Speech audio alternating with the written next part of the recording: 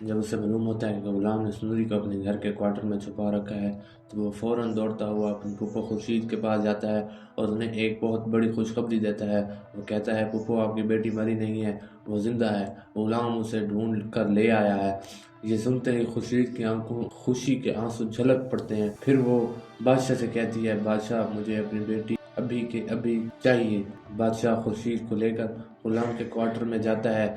22 سال بعد جب خورشید اپنی بیٹی کو اپنے سامنے دیکھتی ہے تو اسے گلے لگا کر پوٹ پوٹ کر رونے لگتی ہے۔ پھر وہ کہتی ہے سندری تم میری بیٹی ہو، تم میرے ساتھ چلو حویلی میں۔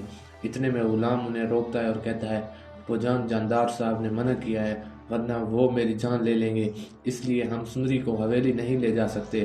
لیکن اب خورشید کسی سے ڈرنے والی نہیں تھی اور سندری کا ہاتھ پکڑتی ہے اور اسے اپنے ساتھ حویلی لے جاتی ہے۔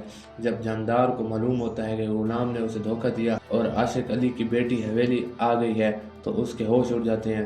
وہ گھر میں نیا ہنگامہ کھڑا کر دیتا ہے۔ بادشاہ سب کے سامنے سینہ تان کر کہتا ہے اب میں سندری سے شادی کروں گا اور وہ اسی گھر میں رہے گی۔ صاحب جاندار سے کہتی ہے اگر ایسا ہوا تو میرے بھائی کی بیٹی اس گھر کی بہو کیسے بنے گی؟ میں یہ شادی ہرگز نہیں ہونے دوں گی۔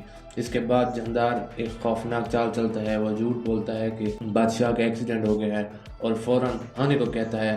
وہ سندری اور غلام کو ایک سوسائٹی میں بلاتا ہے اور سندری سے کہتا ہے سندری ابھی کے ابھی غلام سے نکاح کر لو ورنہ میں غلام کی جان لے لوں گا۔ ڈری ہوئی سندری فوراً غلام سے نکاح کر لیتی ہے۔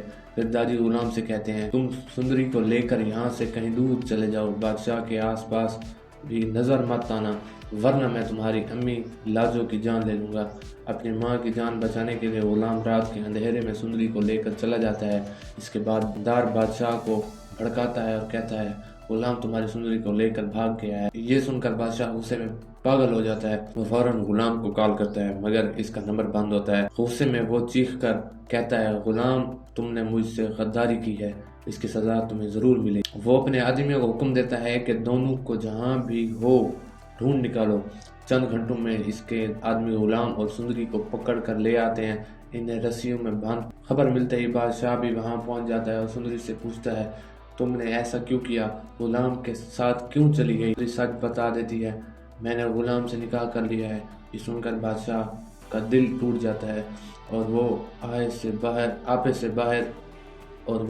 سے باہر ہو جاتا ہے۔ وہ غصے میں غلام کو مارتا ہے اور اپنے آدمی سے کہتا ہے اسے زندہ نہیں چھوڑنا۔ یہ دیکھ کر سندری روتے ہوئے کہتی ہے بادشاہ اگر تم مجھ سے سچی محبت کرتے ہو تو میرے غلام کو چھوڑ دو۔ یہ سن کر بادشاہ کا دل پگھل جاتا ہے اور وہ دونوں کو واپس حویلی لے آتا ہے۔